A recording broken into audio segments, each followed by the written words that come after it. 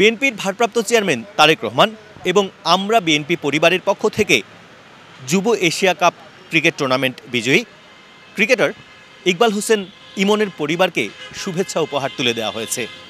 সিলেটের দক্ষিণ সুরমায় একটি অনুষ্ঠানের মাধ্যমে তার পরিবারের কাছে শুভেচ্ছা উপহার তুলে দেন বিএনপির কেন্দ্রীয় নেতারা।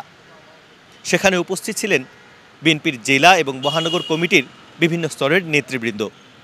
শুভেচ্ছা উপহার প্রদান অনুষ্ঠানে প্রধান অতিথি হিসেবে বক্তব্য রাখেন বিএনপির সিনিয়র যুগ্ম মহাসচিব অ্যাডভোকেট রুহুল কবির রিজভী। আরও বক্তব্য রাখেন বিএনপির স্থায়ী কমিটির সদস্য AZM জাহিদ হাসান।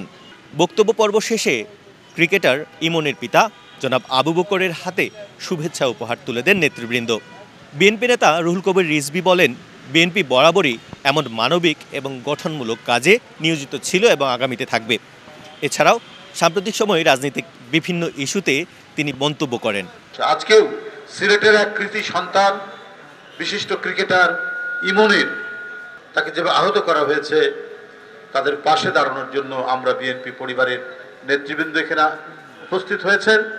আমরা তাদের সাথে এসেছি, এই সংগঠনের সাথে যারা যুক্ত, মানে যারা অসচ্ছল, যারা এই আহত হওয়া জীবনে পঙ্গুত্ব বরণ করার মানে ব্যয়ভার এটাকে বহন করার যাদের সক্ষমতা নেই, তাদের পাশেই দাঁড়ানো হচ্ছে। ইমনের পরিবারও সেই রকম। ডাক্তার AZM জাহিদ হোসেন বলেন, দেশ বিরোধী ষড়যন্ত্র কিন্তু এখনও চলছে, তাই সকলকে ঐক্যবদ্ধ থাকার আহ্বান জানান।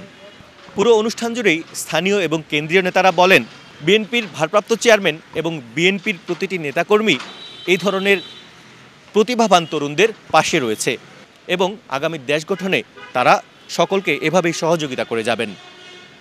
প্রত্যুষ তালুকদার, ডিবিসি নিউজ, দক্ষিণ সুরমা, সিলেট।